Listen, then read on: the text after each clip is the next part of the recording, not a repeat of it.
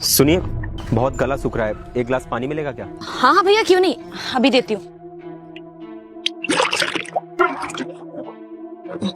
ये लीजिए भैया पानी। शुक्रिया। ओए, इधर आ। साहब, हमरे पति कहे तो थे आपसे कि पैसा जैसे ही आ जाएगा वैसे दे देंगे आपको। अबे ओए, कब देगा ये पैसे? इतने दिन हो गए, इतने दिनों से दोहरा रहे हो, पैसे कब दोगे मेरे? साहब हमारे पास पैसे हैं ही नहीं। अभी हमारा बिटवा का तबीयत खराब हुआ था, 200-400 रुपया था, वो भी खत्म हो गया साहब। अबे ओए, मुझे ना मतलब नहीं है कि तेरे पास पैसे हैं या नहीं है, मुझे मेरे पैसे चाहिए। पिछले 6 महीने से तुम लोग मुझे दौड़ा रहे हो, हैं? पैसे कब दोगे तुम? जब भी देखो आज दे दूंगा, कल दे दूंगा, परसों दे दूंगा। 1 साल से, समझे? 1 साल हो गए तुम्हें पैसे दिए हुए, अब तक मुझे मेरे पैसे नहीं मिले। और पिछले 6 महीने से तुम मुझे दौड़ाए जा रहे हो, पैसे नहीं दे रहे हो।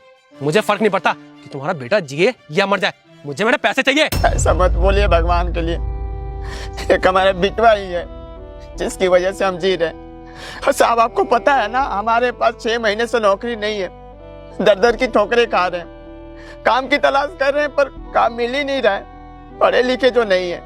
और एक हमारी गाय है, वो भी दूध देना बंद कर दी है। हमारा किस्मत ही फूटा हुआ है साहब, पर जैसे हमारे पास पैसे होंगे ना तो हम आपको दे देंगे साहब, दे देंगे। हाँ साहब, बिल्कुल। रुक जा बेटा, मैं तेरे लिए आज दुखी हूँ क्योंकि तू मेरे वीडियो को लाइक फॉलो नहीं करता। जल्दी से कर दो लाइक फॉलो बेटा। पैसा नहीं हमारे पास, फसल किया था, बारिश होने के कारण पूरा फसल बर्बाद हो गया, वहाँ से भी पैसा नहीं आ रहा। जब 1 साल पहले तुम लोग मुझसे पैसे मांग रहे थे तो कैसे मेरे सामने गिड़गिड़ा रहे थे कि पैसे दे दो तो जल्दी लौटा देंगे। और आज पूरे 1 साल हो गए और पिछले 6 महीने से तुम मुझे घुमाए जा रहे हो। पहले बोला कि धीरे धीरे करके चुका देंगे, और पिछले 6 महीने से ना तो तुम मेरा फोन उठाते हो, हाँ, और जब भी आता हूँ कहते हो आज दे दूंगा, कल दे दूंगा, परसों दे दूंगा। मुझे ना मेरे पैसे चाहिए। मुझे नहीं फर्क पड़ता कि तुम्हारा बेटा बीमार है या कुछ भी। हम मरने से पहले आपके पैसे पाई लौटा देंगे साहब, पर हमारे पास अभी पैसे नहीं है, मजबूरी तो समझिए साहब।